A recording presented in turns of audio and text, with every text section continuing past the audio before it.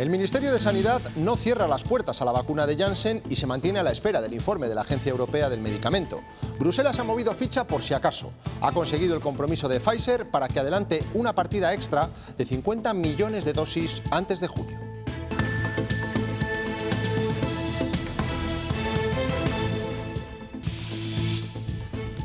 España está preparada para cualquier escenario y mantiene el compromiso de tener vacunado al 70% de la población en el mes de agosto. Así se lo ha trasladado Carolina Darias a las comunidades en la reunión de la Interterritorial. Buenas tardes. Hoy estaba prevista la llegada a España de la primera tanda de vacunas de Janssen y así ha sido. El Gobierno almacenará el material hasta conocer el informe de los especialistas. La ministra también se ha referido a los que se han vacunado con la primera dosis de AstraZeneca. ¿Qué pasará con la segunda? David Aragonés. Sí, Carolina Darias ha informado a las comunidades que el Instituto Carlos III y la Agencia Española del Medicamento están todavía estudiando qué hacer con esa segunda dosis de la vacuna británica. Lo que es seguro es que solo se va a administrar a los mayores de 60. En cualquier caso, y como ocurre con Janssen, Sanidad va a esperar al pronunciamiento de la EMA, de la Agencia Europea del Medicamento. De momento se mantiene ese objetivo de vacunar al 70% en agosto, gracias, entre otras cosas, a la llegada de más vacunas de Pfizer. Multiplicar 3,5 veces la llegada de vacunas en el primer trimestre, sino además vamos a añadir, con el anuncio de la presidenta de la Comisión von der Leyen, en torno a 4 o 5 millones más de vacunas. Castilla y León contiene de momento la cuarta ola. La cifra de contagios no crece. El índice reproductor, el que mide la capacidad de contagio por cada positivo, está por debajo del 1 y hoy solo hemos registrado un fallecido por COVID. Entrar ya porque no, porque yo no voy a dejar mi casa. Es el testimonio de una mujer que hoy ha sido desahuciada junto a su familia de una casa de Compostilla, en El Bierzo. Pedro Sánchez ha prorrogado 3 meses la prohibición de desahucios por la pandemia, pero únicamente en el caso de los alquileres. Ayer le vimos salir del Congreso en Madrid y ya está en las Cortes de Castilla y León. El cuadro de los comuneros en el patíbulo de Antonio Gisbert es la obra cumbre de la exposición del Día de la Comunidad. Ha llegado en un macrotráiler con mucho mimo, ha sido desembalado ante la atenta mirada de la supervisora. 3 metros de alto y 4 de ancho, ha tenido que entrar en diagonal por la puerta. Castilla y León Televisión emitirá el día 23 un documental en el que este cuadro será uno de los grandes protagonistas.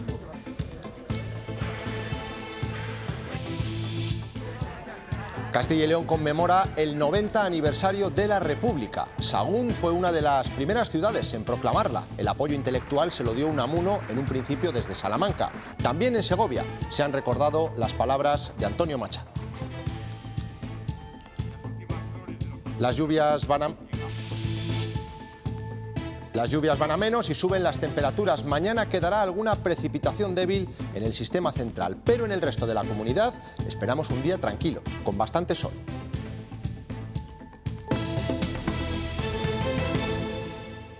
Hace unos minutos que ha finalizado la reunión de la Interterritorial de Sanidad, con muchas incógnitas en torno a las interrupciones que se están produciendo con algunas vacunas. Carolina Darias es optimista de cara a llegar en agosto al objetivo del 70% de la población vacunada. David. Sí, la ministra de Sanidad mantiene las previsiones después del anuncio de la llegada de 50 millones de dosis de Pfizer más, de las que a España corresponden casi 5 millones. Mientras, Sanidad sigue estudiando cómo rediseñar ese plan de vacunación. De momento va a esperar para tomar las decisiones adecuadas a que se pronuncie la Agencia Europea del Medicamento, probablemente la semana que viene, en sus recomendaciones tanto sobre la vacuna de Janssen, de la que hoy han llegado ya a España las primeras 146.000 dosis, como qué hacer con la segunda dosis de AstraZeneca. La ministra Darias dice que España está preparada para empezar a vacunar con Janssen si la Agencia Europea del Medicamento da el visto bueno. Podamos poner a disposición, en el caso que sea favorable, y esperamos que así lo sea, podamos poner a disposición de las comunidades autónomas las dosis correspondientes. Por tanto, un primer mensaje, a la espera, como siempre, de lo que haga la EMA.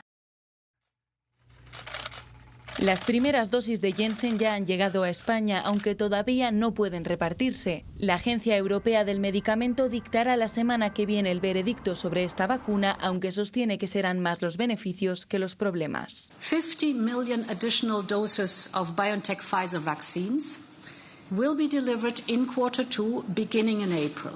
En nuestro país aproximadamente va a significar o puede significar en torno a unos 4 o 5 millones más de las dosis que esperábamos recibir en el segundo trimestre. Por tanto, las comunidades llegan con diferentes propuestas para sortear el retraso de la vacuna de AstraZeneca y el parón de Janssen. Cataluña, Andalucía o Madrid proponen espaciar la segunda dosis de Pfizer y Moderna. La segunda dosis de vacuna de aquellas vacunas que llevan aparejado una segunda dosis que sea más tarde en el tiempo. Los planes de vacunación cambian constantemente. Dinamarca suspende la inmunización con AstraZeneca y Alemania suministrará la segunda dosis de otro laboratorio. Tenemos que generar confianza porque hemos conseguido lo más difícil y hoy ya más de 11 millones de españoles tienen ya la primera vacuna. Mientras se siguen suministrando las vacunas, los científicos analizan los riesgos. La diferencia de estas vacunas con las de Pfizer y Moderna está en que estas utilizan ARN mensajero y son menos invasivas. Las de AstraZeneca y Janssen utilizan adenovirus, que podría provocar los trombos. Un ejemplo de que el ritmo de vacunación se mantiene a pesar de los últimos contratiempos lo hemos encontrado en Salamanca. En el multiusos Sánchez Paraíso se ha mantenido la cita masiva para hoy. Castilla y León ha puesto ya cerca de 800.000 dosis y hay casi 250.000 personas con el ciclo completo, ya inmunizadas. Tienen la inmunidad al 50%. A Dios gracias, pero que llegue para todos. No solo a nosotros, a todos.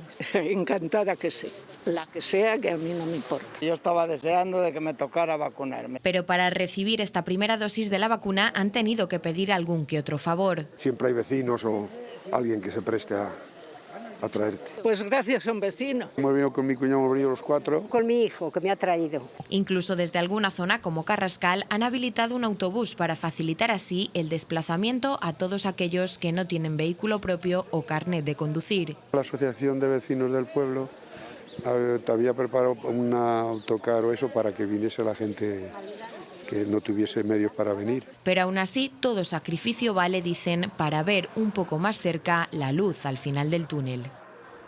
La vacuna es el caballo de batalla ahora, como antes lo fue contar con equipos de protección. No hay escasez, pero sí otros problemas. En nuestra comunidad han comenzado a retirarse miles de mascarillas FFP2 con polvo de grafeno, potencialmente peligrosas.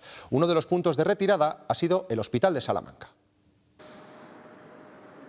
La alarma surgía en Canadá. Allí un estudio señalaba que estas mascarillas de FFP2 con polvo de grafeno eran efectivamente muy eficaces para prevenir el contagio de coronavirus, pero podían afectar a los pulmones por la inhalación de este polvo. Rápidamente el sindicato CESIF se puso en contacto con la Consejería de Sanidad de Castilla y León para saber si en esta comunidad podía haber llegado mascarillas de este tipo, y la respuesta fue afirmativa. Procedían de un amplio lote entregado por el Gobierno de España a las comunidades precisamente para proteger al personal sanitario. Así que se inició una campaña y rápidamente las miles de unidades repartidas en puntos como este complejo asistencial de Salamanca han sido ya retiradas. Una posible alerta sobre que ese grafeno que contenían esas mascarillas podría inhalarse, es un polvillo muy fino, podría inhalarse y podía acabar produciendo pues, un problema pulmonar. Y evidentemente de inmediato avisamos a las autoridades. De hecho, en el Causa fuimos los primeros en alertar a la propia gerencia que no había visto ese estudio.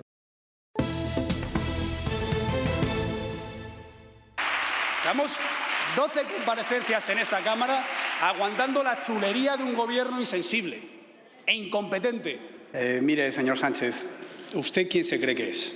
Bueno, yo no sé qué me he creído, pero no soy menos que usted, señor Casado. Como acabamos de ver, sigue creciendo el fragor de la porfía parlamentaria. Ha ocurrido esta mañana en el Congreso. Pedro Sánchez se ha enrocado en su intención de no prorrogar el estado de alarma, ni ha esbozado otra alternativa que no sea fiar todo a la Interterritorial de Sanidad a partir del 9 de mayo. No hay cambios en sus pretensiones. La intención del Gobierno, como he dicho en alguna ocasión, la intención del Gobierno es no prorrogar el estado de alarma. A partir de ese momento, el éxito va a depender de la unidad de todos. Pero prácticamente todos le piden al Gobierno que presente alternativas si no sigue el estado de alarma. Un plan B jurídico para que los españoles pudieran protegerse frente a la pandemia. Y a usted no le ha dado la gana legislar, porque prefiere gobernar como Napoleón en el Real Decreto. ¿Qué quiere hacer a partir del 9 de mayo? Para mí es una temeridad retirar el estado de alarma. Vox se desmarca. Exigimos desde esta tribuna solemnemente el fin inmediato de las restricciones para los españoles. El presidente no ha añadido más en su réplica, en la que ha fijado su objetivo en Pablo Casado. Ni usted ni los españoles saben exactamente qué opina sobre el estado de alarma. ¿Cómo tiene la desfachatez de venir aquí con esa arrogancia? Es un insulto a los fallecidos, un insulto a los españoles. Le veo gritón, le veo faltón. Y en las interpelaciones... Si usted no dimite, debe ser cesado. Esperamos que se siente en el banquillo de los acusados. Mantengo que el cese fue legal. PP y Vox han insistido en que el ministro del Interior no debe continuar por el cese del coronel Pérez de los Cobos. La suspensión de los desahucios que hoy ha prorrogado el Gobierno no los frena en seco. Se siguen produciendo porque la medida no alcanza a todos los casos y porque en el intermedio de los estados de alarma se han retomado las demandas que estaban paradas. Uno de esos desahucios se ha ejecutado hoy en Ponferrada. Ha sido una jornada muy difícil para una familia ponferradina que ha visto finalmente cómo sí se ha producido el desahucio de su vivienda habitual. La abogada defensora de esta familia ha asegurado que no es procedente, que existe al respecto, desde el punto de vista legislativo, amparo para que no se produzcan desahucios durante la pandemia, por ejemplo, sentencias del Tribunal Supremo o un Real Decreto del año 2020. Entrar ya porque no, porque yo no voy a dejar mi casa. No. Compraron un piso hace 11 años, eran trabajadores por cuenta propia, pero la crisis provocó dificultades extremas en la economía y han intentado hacer frente a los pagos. La entidad financiera acudió a la justicia, que le dio la razón. Antonia y José buscaron apoyo en su abogada, que, amparada en una sentencia del Tribunal Supremo de 2019, que sostiene que las ejecuciones hipotecarias anteriores a 2013 deben ser sobreseídas sin más, y al Real Decreto de 25 de octubre de 2020 por el que se suspenden estos lanzamientos hasta que acabe la pandemia. Dicen que ni el juez ni la entidad financiera han querido dar marcha atrás. Es un despropósito de principio a fin. Llevo 11 años de mi vida intentando volver a pagar la hipoteca y nunca se me ha dado esa oportunidad. Entendemos que hay motivos más que suficientes que justifican la suspensión de este desahucio. Dicen sentirse desamparados. La plataforma antidesahucios pide justicia. Y el dinero que ha entregado y el que le deben a ella, 21.000 euros de cláusulas suelo, está sentenciado.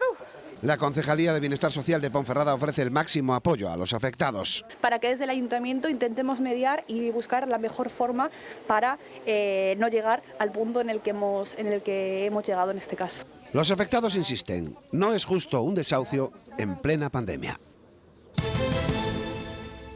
La cuarta ola en Castilla y León empieza a perder velocidad y hay indicadores que hacen presagiar que podría no coger tanta altura, al menos no tanta como la tercera. Lo vemos con tres ejemplos. Por un lado, los contagios se estancan. Hoy son 394, menos que la semana pasada. El índice de reproducción del virus, el que indica a cuántos contagia cada positivo, baja del 1 por primera vez en un mes. Y el más esperanzador, el de los fallecidos. Estamos más cerca de las 0 muertes que nunca, algo que no se da desde el mes de octubre. Ávila, Ana Agustín. La última vez que en Castilla y León no se registraba ningún fallecido fue el pasado 9 de octubre. Han transcurrido desde entonces casi 6 meses. Hoy se ha contabilizado una muerte, ha sido en el hospital de Segovia. La letalidad de esta cuarta ola se ha reducido considerablemente gracias a la vacuna. Se ha notado en las residencias y también en los hospitales. Aquí en Ávila han pasado ya 20 días desde el último fallecimiento en este hospital.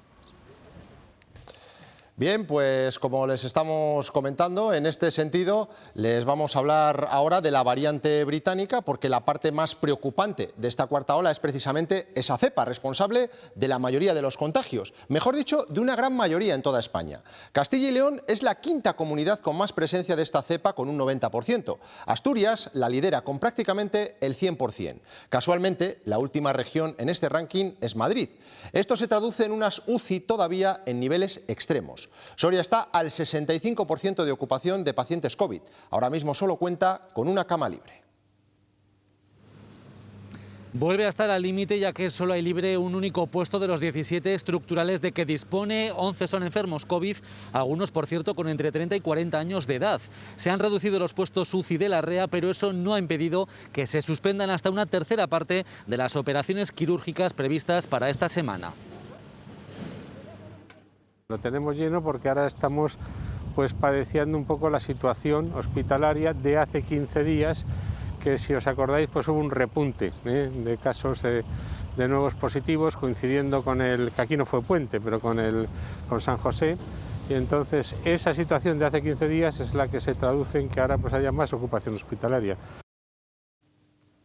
Vuelve a superarse la barrera de los 10.000 contagios en España y la incidencia sobrepasa los 200 casos por cada 100.000 habitantes. Suben también los fallecidos, 131 en las últimas 24 horas.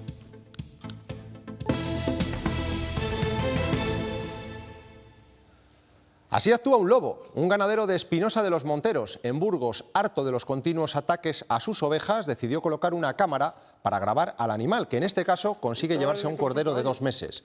El sector pide a las administraciones un fondo social para que lleguen ayudas directas y rápidas a todos los afectados.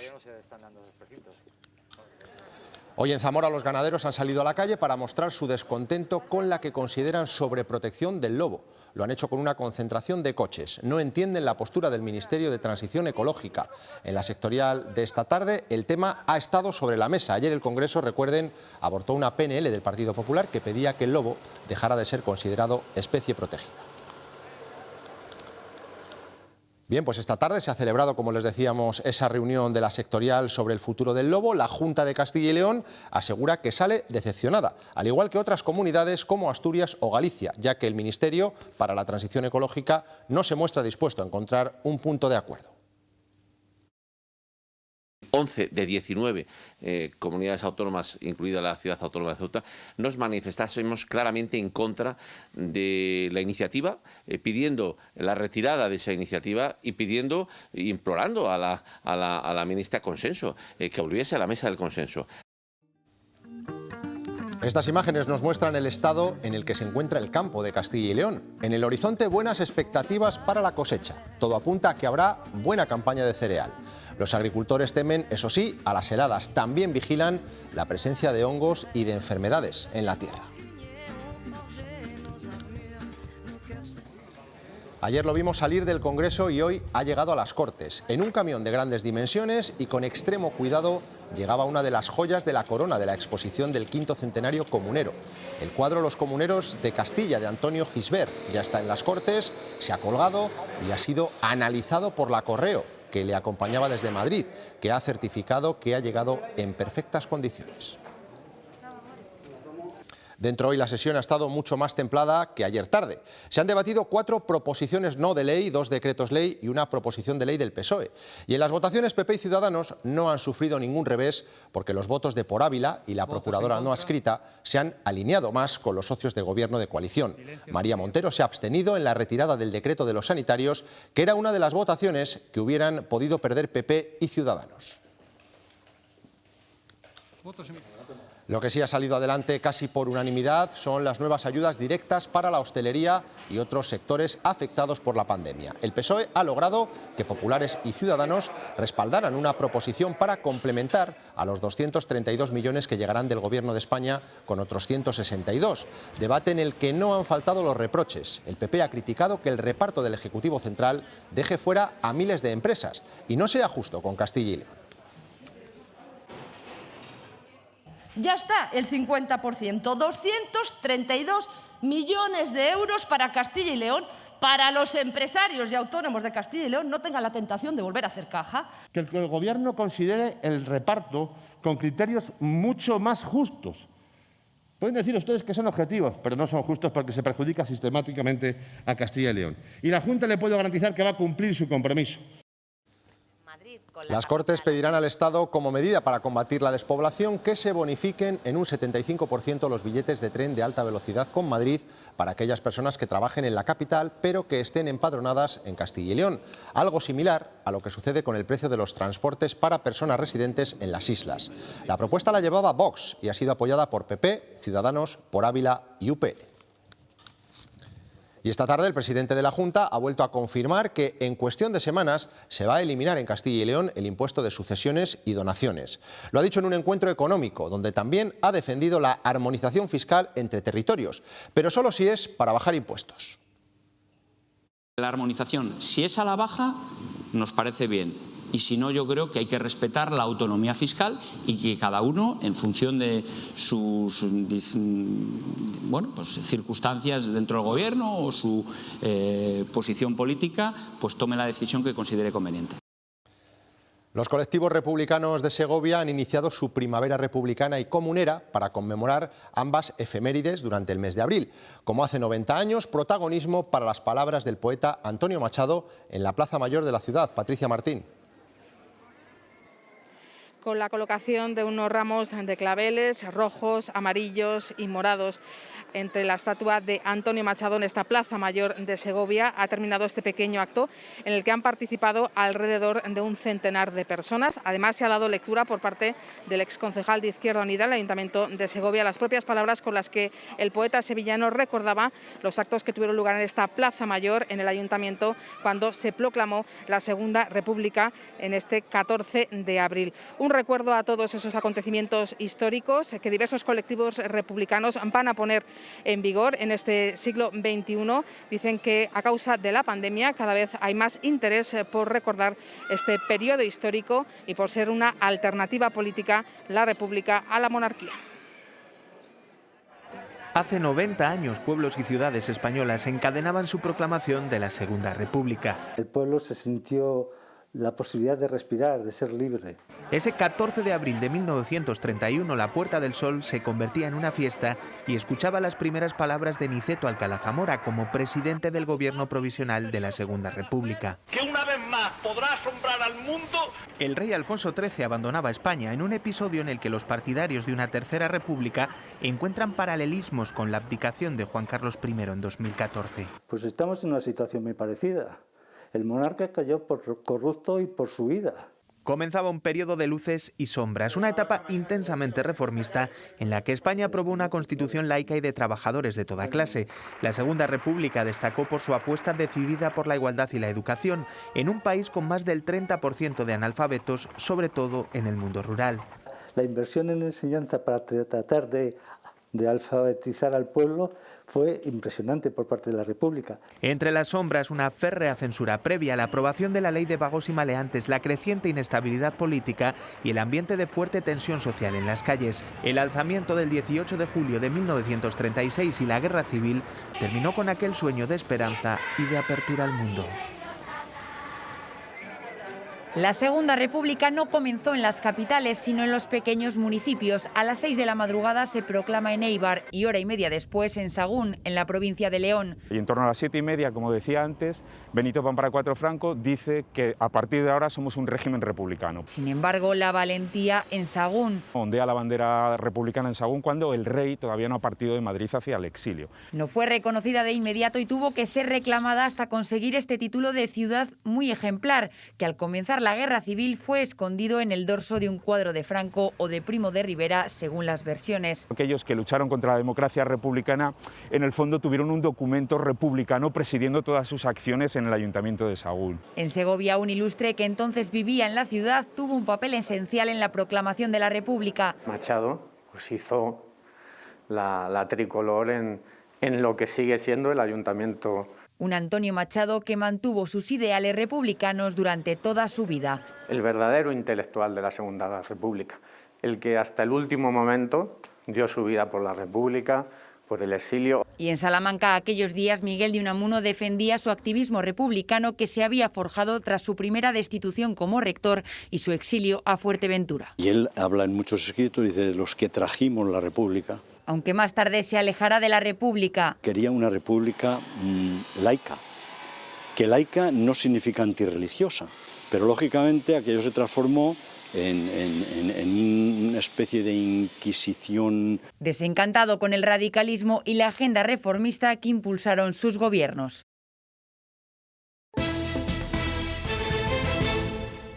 Mañana se continuará negociando el ERTE en Renault por la crisis en el suministro de semiconductores. Son más de 30 días hasta el 30 de septiembre.